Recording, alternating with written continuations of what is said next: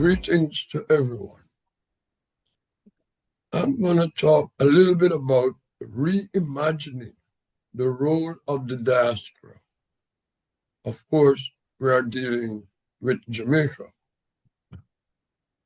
Approximately 21 years ago, early 2004, I was asked by the late Delano Franklin, Minister of State with responsibility for diaspora affairs in the Ministry of Foreign Affairs and Foreign Trade, to help draft the terms of reference for the first diaspora conference to be held in Kingston.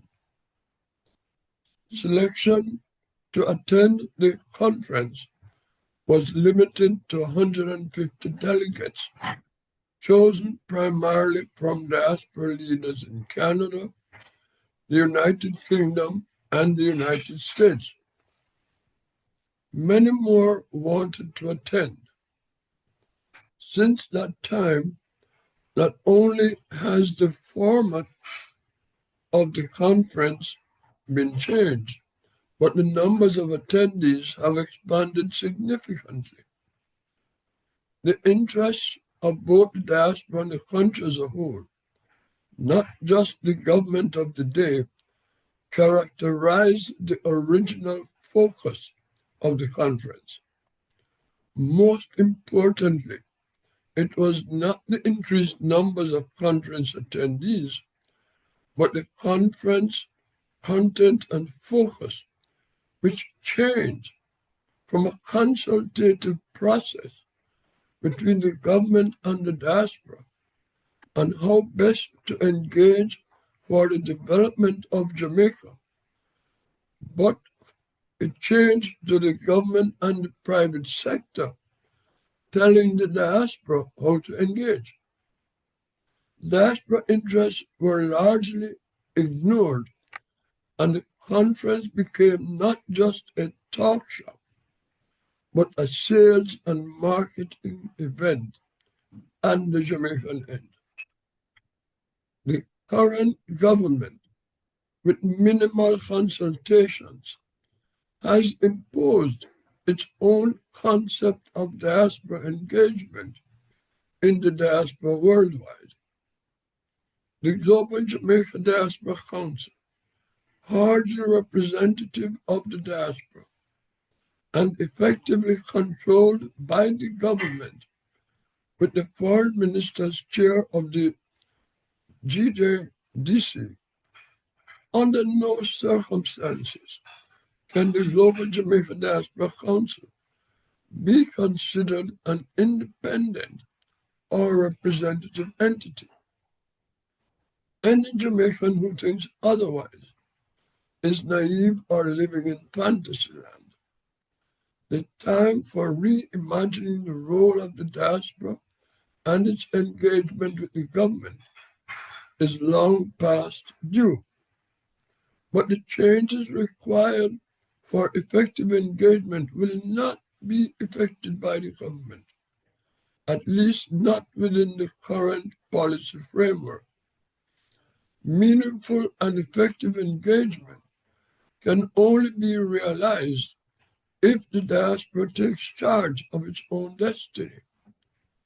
The fact that reimagining the diaspora is on your agenda is testament to the need for change, which you have recognized. But recognition is only the first step. You must demand meaningful change to the current construct, and you must take it into your own hands to effect the change you want. To paraphrase Mahatma Gandhi, be the change you want to see. Change begins with you, members of the diaspora. Change begins with the Jamaica Diaspora UK. Don't wait for others to take the bold steps necessary to effect the change you want. Don't be afraid of being called partisan or being accused of supporting one political party over another. Don't allow political party affiliation to curtail bold action if you are a true patriot of Jamaica, dedicated to its noble ideals and defense of the mutual interests of the Jamaican people at home and in the diaspora. Don't be afraid to face pushback by those who defend the status quo and even benefit from it. They do not represent the vast majority of Jamaicans in the diaspora or at home.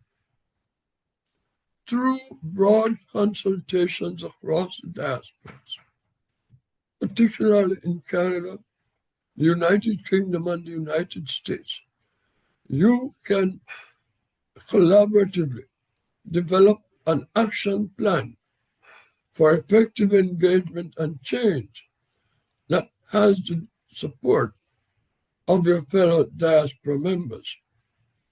It shouldn't matter if your conclusions or views are in sync with any of the two major political parties in Jamaica, or are contrary to the political interests of both or either party. Your focus should be what is in the best interests of Jamaicans at home and abroad. The time for recognizing the true effect of diaspora remittances to the economic survival of Jamaica and the respect that should come with such realization must drive the policies of both viable political parties in Jamaica and of the government in power at any time.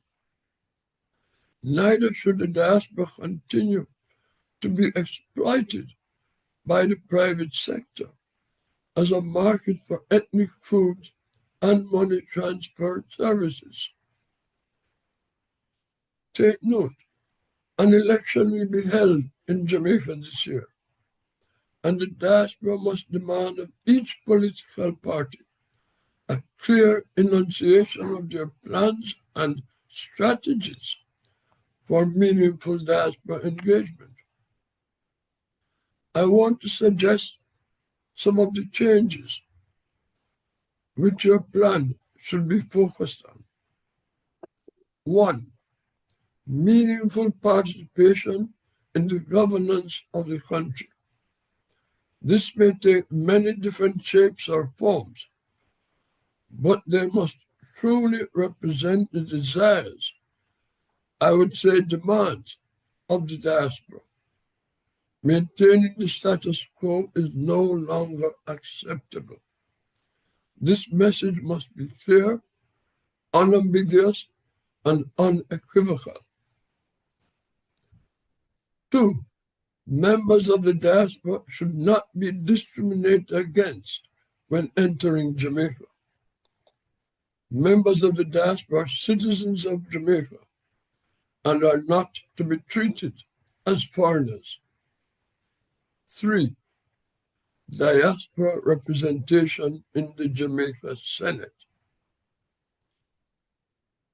This should be in each party's manifesto, and they must be highlighted at every opportunity, every political forum and platform.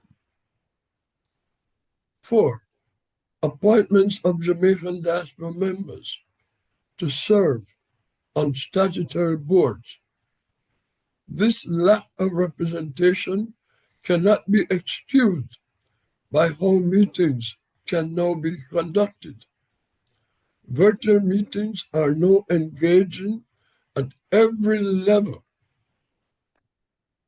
facilitated by advances in information technology. Your former speaker addressed you from Jamaica. I am addressing you here from the United States. Information technology allows board meetings to be held virtually. 5. Engagement of available diaspora expertise on service contracts by government agencies and bodies in the countries of residence of diaspora members. Examples such as JAMPRO and the Jamaica Tourist Board come to mind. 6. A full Ministry of Diaspora Affairs with effective representation of that ministry in every embassy and consulate and every city of high concentration of Jamaicans in the diaspora. 7. Establishment of a diaspora investment bond which has been promised for several years to harness diaspora financial resources, particularly for development in health, education, youth empowerment, investments in small and medium enterprises, and in agriculture. 8. Engaging diaspora expertise in such areas as security and intelligence, in which Jamaican diaspora members have specialized expertise.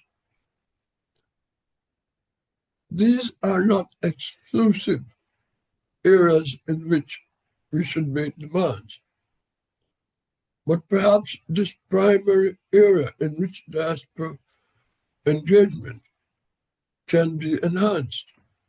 This recommended list of subject matter engagement is not in any special order of importance or preference.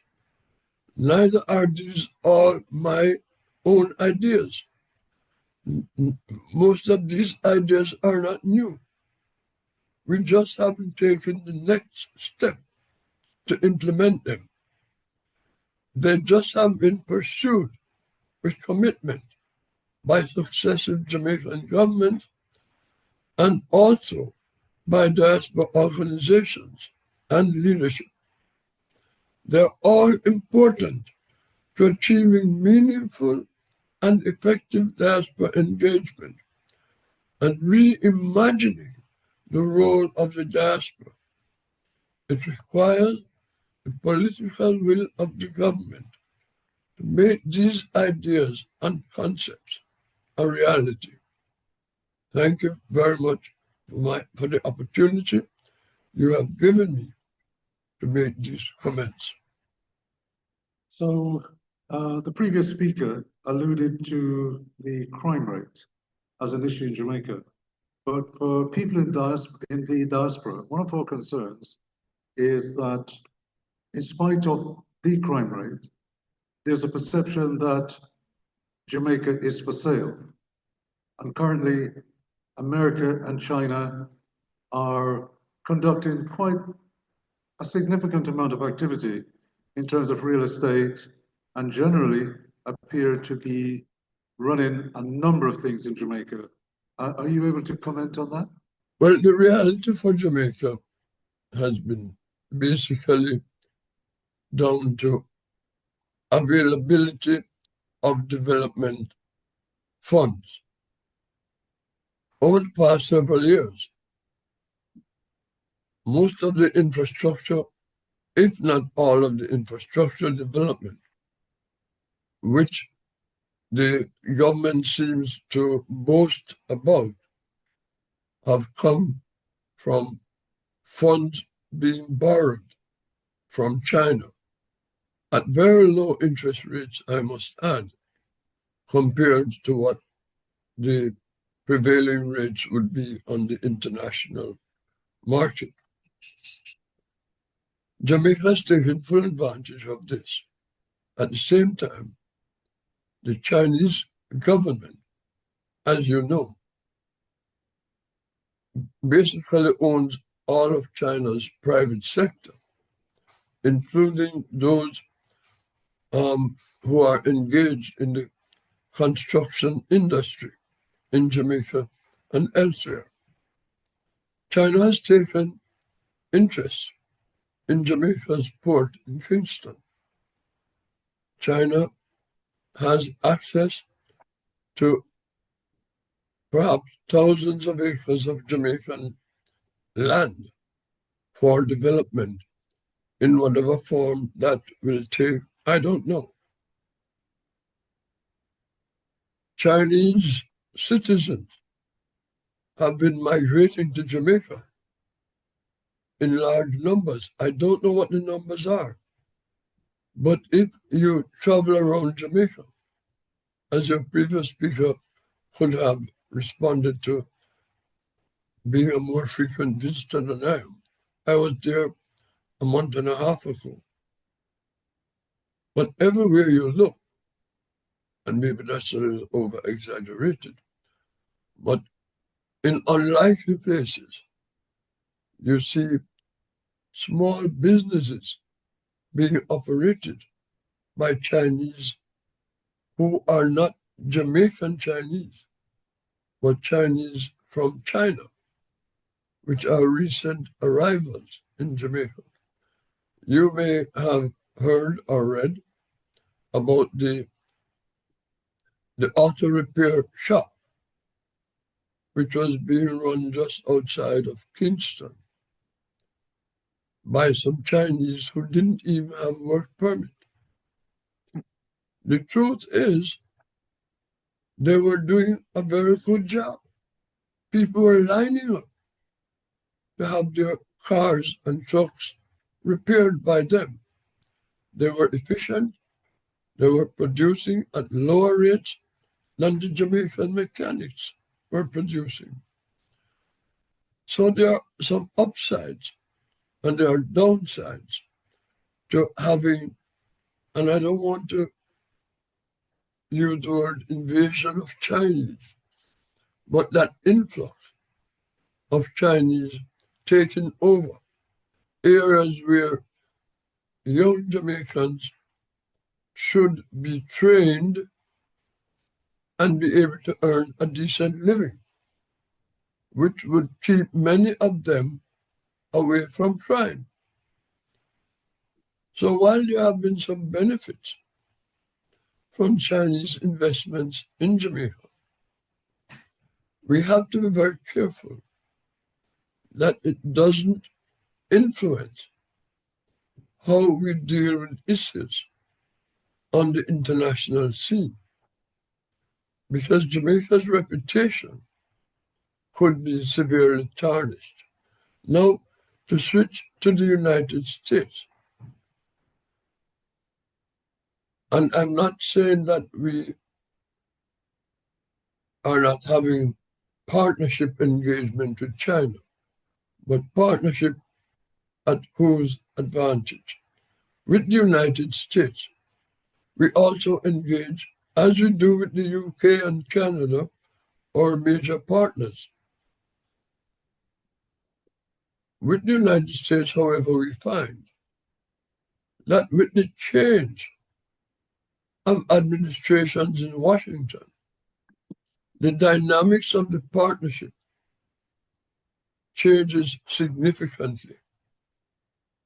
And while we were developing some very important programs led by the former vice president under Biden's presidency,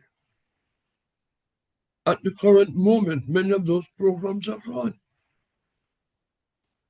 And we have been told that America's foreign policy, America's foreign investment, any engagement by the current government is based solely and exclusively on an America First foreign policy. And what that means, it means America only. We take what we get or we leave it. Just a quick example. The USAID budget, well, as you know, USAID has been demolished. It no longer exists as USAID, but as a department within the Department of State. And the budget for U.S. assistance, I won't say USAID anymore, for U.S. foreign assistance has been slashed by over 80%. Most of the programs benefiting countries like Jamaica have been ended. So I will stop in just a second. I don't know, even at this early stage, 145 days into the new administration in Washington, if we can point to any positive area of engagement with the U.S. government, even security. The Caribbean Basin Security Initiative has taken a tremendous cut. Shouldn't, rather than should, the diaspora have the same status as, for example, the tourism board, and which obviously they will be influencing policies directly. And the addition to it is a similar quangos. I'm not quite sure what that means. And other diaspora type boards. What are your thoughts on that? If you go back and listen to one of the things I said in my presentation, there should be a full Ministry of Diaspora Affairs, represented not by a junior minister, but by a senior minister. And the diaspora interest representative from Jamaica, from that ministry, must be based in every embassy and every consulate, and a presence in every major city where there are large diaspora populations. Now, why do I believe in this wholeheartedly? I've been trying to say this for a very long time. The Jamaica Tourist Board, which you referenced, spend millions of dollars trying throughout the diaspora, but not with diaspora businesses. JAMPRO does the same. But the tourism sector is on par with the amount of foreign exchange earnings as diaspora remittances in terms of foreign exchange. So the income to Jamaica and the development effect of diaspora remittances have been analyzed as exceeding the economic effect of tourism. If there is a full Ministry of Tourism and a Jamaica Tourist Board, what is the justification? It cannot be in terms of earnings to Jamaica. So what is the justification for not having a Ministry of Diaspora Affairs and a diaspora board that operates at that level? Why can the tourist ministry have offices in major cities across the diaspora, in UK, Canada, United States? Why can't a diaspora ministry do the same? It can't be for money, because, as I said, diaspora is remitting over $3.3 billion to Jamaica annually. The economic effect in Jamaica is said to contribute to almost 20% of GDP. All of diaspora remittances remain in Jamaica, the $3.3 billion. Tourism earnings approximate about the same, but most of tourism earnings do not remain in Jamaica. It goes out to the owners of the hotels. Okay, so before we get into the next question, I want to thank you for that answer. And I hope that you take away from this is that we would very much like you to champion the diaspora's view in terms of having representation, effective representation, that is, not just to be handing out money, which we're happy to do, obviously, because we support our families and so on, but that they really understand that the diaspora needs to have a place at the table where we're able to influence and effect change. So I'm hoping you will use your position. I hope we're not putting too much pressure on you. I know how these political things work, but we'd be very grateful if you would be able to speak strongly on our behalf and insist that there must be representation. We'd be very grateful. Thank you. Okay, so Let me respond to that real quick. I have been pushing this idea. I've written about it, and I've spoken about it in other forums. We have a commitment so far from the opposition party that there will be a senator appointed to represent the diaspora. The proposal is that there will be two senators, one appointed by the government and one by the opposition, with a diaspora portfolio. So far, they are listening to the idea of a full diaspora ministry. I don't believe we have a full commitment yet, but there are a long way to go between promises and implementation. okay. So we have to keep it going. And I will do my very best. I can't influence the government. I'm not a current ambassador. But they do read what I write. But more members of the diaspora have to push these ideas at every opportunity that they get. Thank you. Thank you very much. Okay, so we're kind of running out of time, but we've got two more questions, which obviously are very important to our audience here. The first one is a bit of a long question, so I don't know how you're going to tackle this one. But can we get an 8-point detailed development plan for Jamaica?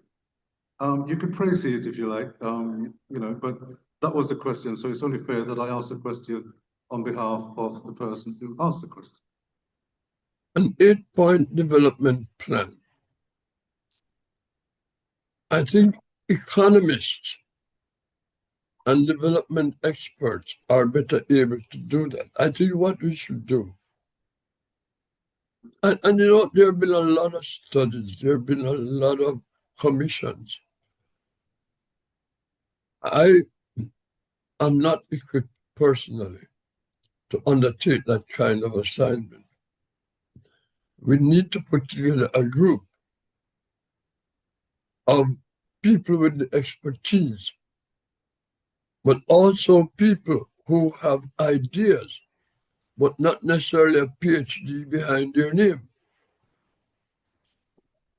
or a doctor in front of their name, or whatever, to be part of a committee or a commission to come forward with such a plan. Because sometimes, when we speak of a development plan, we don't have or we put together a group. We don't have an expert with experience in agriculture or dairy farming or raising goats. And they're all important. We don't have a fisherman. People only come and look at what the fishermen doing and say, oh, you should be doing this. They have no idea what it is to go out in a small boat for hours at night on sometimes rough seas. I've lost family at sea. I'm from Treasure Beach. People know of Treasure Beach and Calabash Bay. I have had many family members who fished at Calabash Bay. I have lost first cousins at sea. Why? Because government, in its so-called fisheries development plans, don't take into consideration full protection, safety protection of poor fishermen. So when we talk about a development plan, we tend to focus on the large industries. What does Jamaica government do? They promote building of hotels and taking over beaches that the local citizens no longer have access to. I could go on and on and on, but we're short for time, as you said. But you get the drift of what I'm saying. We have to come together. No one person can provide the ideas that we need. We have to put something together. I'm prepared to be a part of that. But don't put the burden on me. You are the leaders of the diaspora. I will take my cue from you. Okay, so thank you very much. Okay, we'd like to thank you for taking the time to speak to us and hope you have a blessed day.